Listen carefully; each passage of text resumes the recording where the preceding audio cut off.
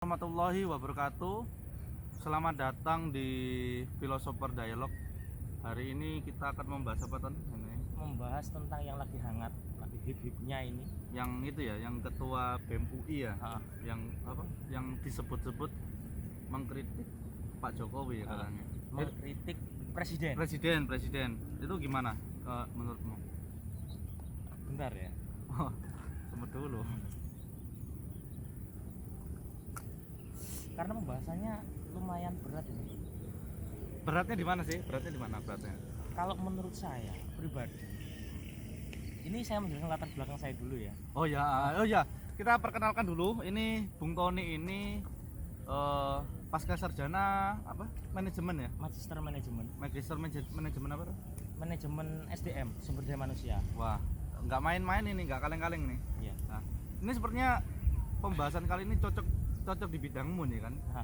Apalagi kan seperti itu. Apalagi kalau membahas tentang BEM UI yang bisa mengerti seluk beluknya kan ya anggota BEM juga kan. Pastinya seperti itu.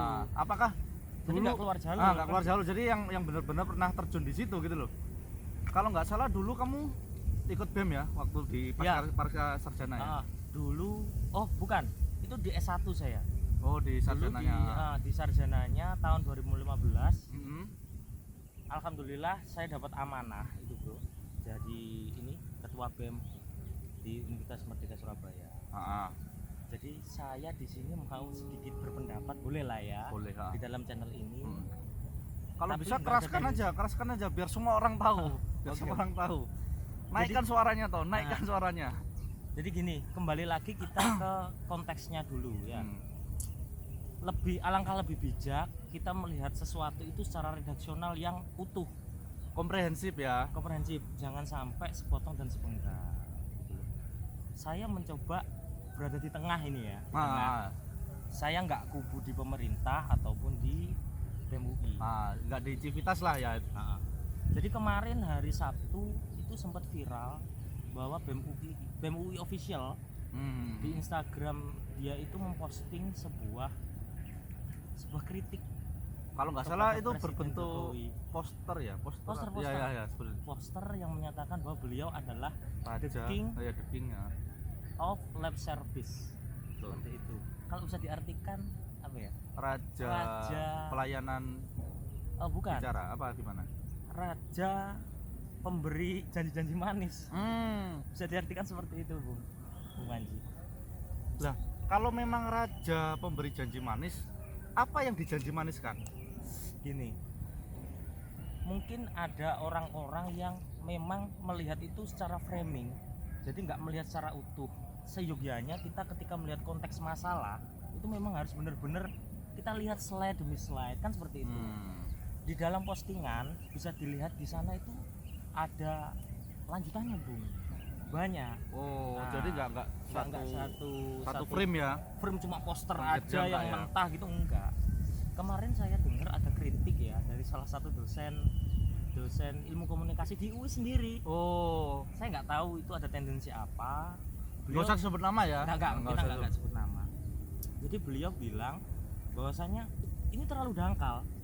BEM UI mengkritik presiden ini terlalu dangkal tanpa ada substansi, jadi nggak substansional, katanya seperti itu. Nggak ada landasannya lah ya? Ada landasannya, padahal bisa dilihat di postingannya ada landasannya, Bu. Banyak yang dikupas di sana, seperti halnya masalah KPK. KPK kenapa sekarang jadi tumpul? Jadi ada RUU atau RUU yang kemarin ini, yang KPK. Jadi itu menumpulkan kinerja KPK dan sebagainya. Menurut saya itu sah-sah saja, Bu. Karena kita kembali lagi, kebebasan berpendapat itu diatur dalam Undang-Undang 28E ayat 3. Pasal 28E ayat 3 di sana jelas. Tapi di sana memang benar-benar terukur. Jadi ada pendapat yang boleh disampaikan dan pendapat yang tidak boleh disampaikan. Artinya pendapat itu disampaikan dengan cara yang santun ya. Dengan cara yang santun. Normatif lah. Benar. Dan dengan konten-konten yang santun. Kalau menurut saya, kalau saya lihat dari posternya masih wajar. Itu masih wajar. Jadi yang dikritik itu bukan Presiden Jokowinya secara personal, bukan, yang beliau dari Solo dan sebagainya, bukan. Tapi secara dia sebagai presidennya, jabatannya. Jadi yang dikritik adalah jabatannya. Presidennya. Tupoksi dari presiden ya. Seperti itu.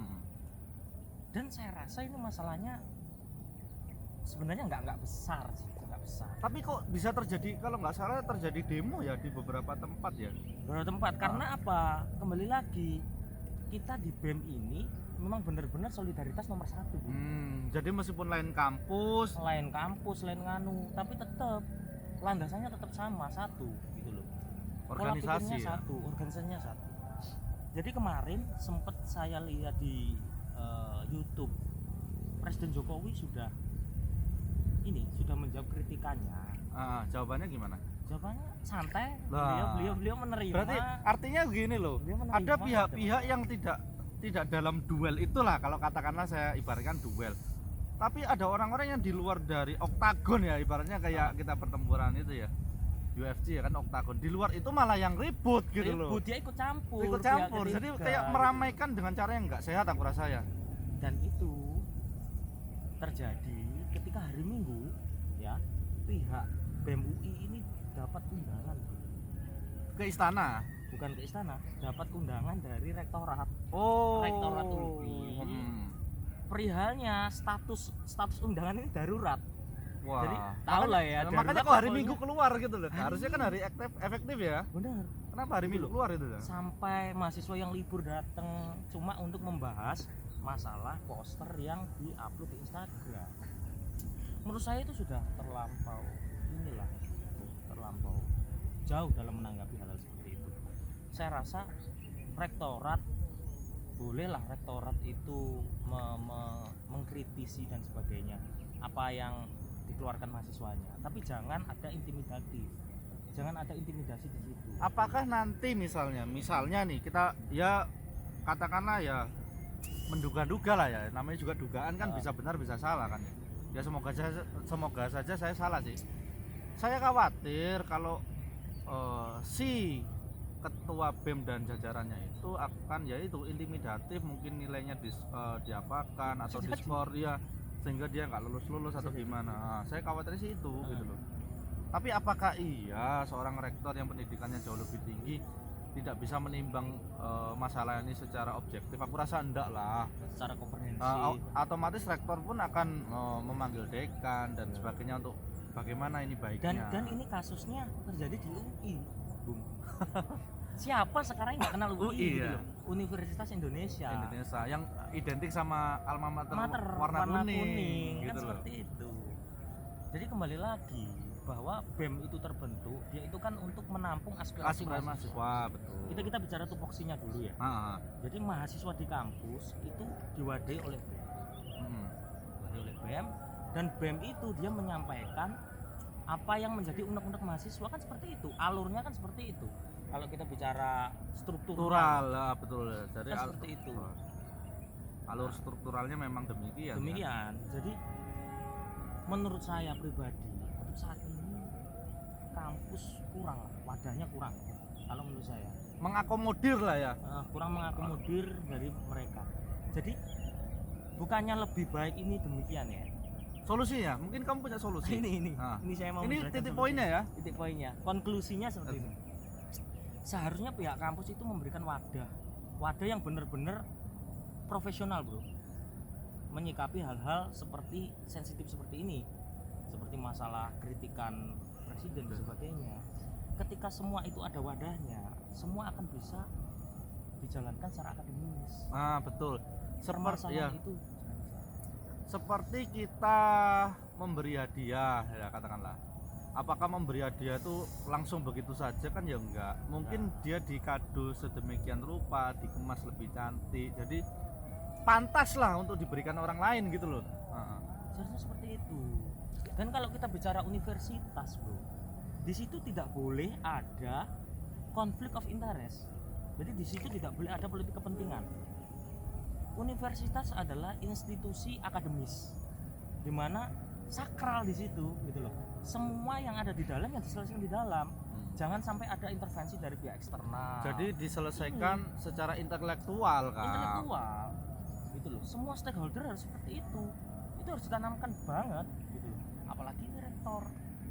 Semoga Bapak Rektor mendengar ya. Iya. Mendengar, bukan hanya rektor UI, mungkin rektor yang lain bisa lebih open gitu loh, lebih open minded perihal masalah kritik-kritik dan sebagainya. Mungkin gini bro, kalau aku boleh membuat kajian ini lebih indah ya, kita ambil dari kutipan dari Jenderal Besar Sudirman. Jadi pada waktu aku kuliah tuh di lingkungan militer, pada waktu itu kuliah, kita pada waktu itu memperingati hari jadi rumah sakit pada waktu itu. Upacaranya nggak tanggung-tanggung bro, 3 jam waktu itu. Itu disebutkan kutipan Jenderal Sudirman adalah tempat terbaik adalah di tengah-tengah anak buah. Nah, mungkin rektor ini bisa mengambil kutipan Jenderal Besar Sudirman itu untuk di tengah-tengah BEM, di tengah-tengah mahasiswa duduk bersama, dialog. Beradu argumentasi. Iya, kayak kopi bareng nih. Benar, menyelaraskan pikiran. Ulangi lagi. Nah, Seperti itu. jadi kan enak kita ngeteh bersama atau wedang jahe bersama, kopi bersama, ya apa iki ya apa. Nah, aku rasa cocok kok, maksudnya kutipan Jenderal Besar Sudirman tuh cocok kok untuk untuk situasi hari-hari ini. hari-hari ini. Cocok banget. Dan saya rasa pemerintah juga jangan anti kritik. Gitu loh. Ingat dulu seorang Aristoteles, dia mengkritisi sendiri ya dari bapak filsafat si Socrates. Jadi Socrates dia itu kan menjunjung tinggi yang namanya esensial itu ya Socrates. Dia itu alam ide. Itu dibantah sendiri, dikritisi sendiri sama muridnya. Murid jauhnya loh. Oh, bukan murid bawahnya langsung, bukan ya? Bukan, kan urutannya Socrates, bawahnya itu Plato.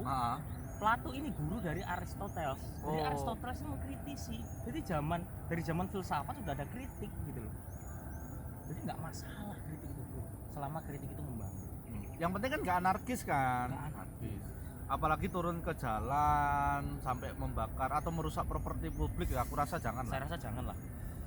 Apalagi dilakukan mahasiswa, saya rasa nggak pantas. Itu nggak pantas. Karena kita itu masyarakat intelektual, dimana lebih baik kita berdebat, ya, kita berretorika, bertarung pikiran di situ. Itu lebih etis bro, daripada sekedar merusak. Fasilitas kan nggak ada publik. jaminan juga ketika kita merusak jaminan publik seperti properti dan sebagainya. Pemerintah langsung mengiyakan. Turun tangan mengiyakan karena dirusak dan sebagainya. Enggak akan seperti itu. Nggak ada bedanya dengan premanisme dan sebagainya kan? Iya, apalagi nanti memper-memper kalaupun nggak premanisme akhirnya jadi vandalisme loh. Bener nggak dirusak, tapi kayak dibuat tidak indah seperti dicoret-coret dan sebagainya. Mungkin dia meluapkan emosi dengan mencoret-coret temboknya apalah, mungkin gedung DPR atau apa, kan nggak begitu lah. Mungkin lebih tepatnya kita sebut oknum lah ya. Ya, bukan mahasiswa secara luas.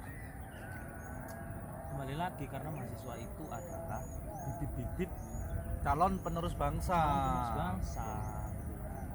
Bagaimanapun juga tanaman yang tua akan digantikan tanam tunas yang muda kan. Tunas yang muda. Seperti itu siklusnya kan. Pergerakannya muter terus.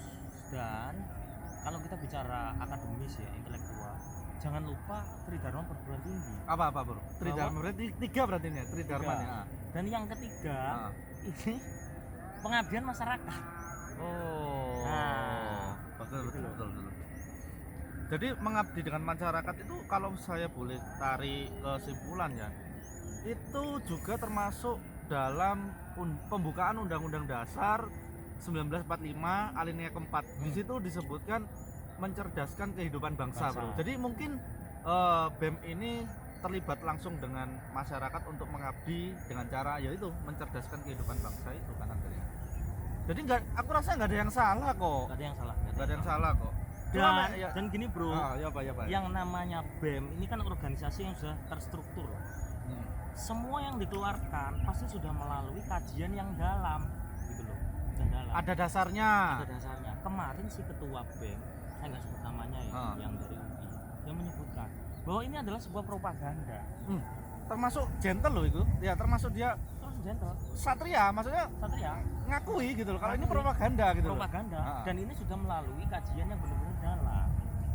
Kemarin dari pihak pakar ada yang ngomong bahwa mahasiswa itu nggak boleh propaganda. Itu membatasi. pokoknya rulesnya itu dia berjalan pada tempatnya itu gak ada masalah. Seperti itu. Baik, Ya, ini sangat dalam sekali maknanya. Jadi kita akan menjembatani antara hiruk pikuknya yang ada di sosial media kan lah, katakanlah seperti itu. Instagram ya. Ah. khususnya. Jadi harapannya jangan sampai gesekan ini menimbulkan perpecahan antar dua kubu. Jangan sampai Atau membuat saling curiga seperti itu. Sudahlah, tidak apa-apa, tidak ada gading yang tak retak kan, intinya seperti itu. Semua saling koreksi. Alangkah indahnya kalau begini, kalau saya ibaratkan yang tua sama yang muda lah ya. Kalau yang muda menghormati yang tua dan yang tua yang menghargai yang muda, wah itu terus terang indah jadinya. Indah. Ah, Indah. Semua bisa ini berkesinambungan. balance lah gitu. Balance. Nah, saling mengingatkan, ayo sama-sama gitu. Keren sih. Ketika ada kesalahan, ayo kita perbaiki bersama gitu. Jangan takut dikritik. Nah. Itulah. Ya. Karena kita pasti sebagai manusia pasti ada banyak salah. Dan kritik itu juga akan membuat kita mengoreksi diri. Betul. Salah. Terkadang begini Ton, terkadang kalau kita bicara ya teman-teman, jadi kalau saya sama Bung Ton ini kita bicara itu selalu menempatkan dua opsi, minimal dua opsi ya, untuk Minimal dua opsi untuk jadi landasan kajian. Ya, contohnya dalam kajian ini dua opsi itu adalah yang pertama, niat yang baik itu harus dilaksanakan dengan cara yang baik pula, Ya. ya kan? Contoh nih, misalnya nih, contoh kamu pengen pergi haji katakanlah, tapi pakai uang korupsi, loh kan niatnya betul, memang niat haji, siapa sih yang nggak mau beribadah ke tanah suci ya, tanah suci ya, Kita umat Islam. tapi caranya salah, akhirnya merusak yang lain kan. Jadi percuma. Nah, sama seperti ini kan, habis ini kan mau Idul Adha Idul kan. Adha, ya. Nah, kalau Idul Adha kan nanti, oh aku mau kurban nih, tapi mau kurban kambingnya nyolong dari kampung sebelah, kan ini juga nggak gimana ya, Nggak etis lah. nggak ya. etis lah, begitu. Baiklah teman-teman, jadi konklusinya itu, konklusi solusi yang kita tawarkan adalah pastikan niat pertama benar ya, dan caranya juga harus benar gitu, sehingga terjadi simbiosis simbiosis mutualisme, saling menguntungkan. Ya seperti itulah win-win solusinya. Jadi jangan saling baper ya, kita saling mengoreksi diri. Kalau itu pun pemerintah pasti juga ada salah ya. Jangan sampai pemerintah itu anti kritik. Kalaupun itu mahasiswa juga mohon dikaji lagi lebih dalam, Dirangkul ya, dirangkul untuk pihak rektorat dan sebagainya, yayasan dan sebagainya, supaya memang benar-benar itu bisa dapat substansi konklusi yang bagus. Oke, akhir kata kita akhiri dulu kajian kali ini ya Ton ya. Nah, pesan Sudah sore ya, juga sudah ya. sore juga, mau maghrib juga teman-teman. Jadi pesan yang kita tidak bosan-bosan sampaikan adalah jangan mudah dihasut. Tetap berpikir jernih. Assalamualaikum Warahmatullahi warahmatullahi wabarakatuh.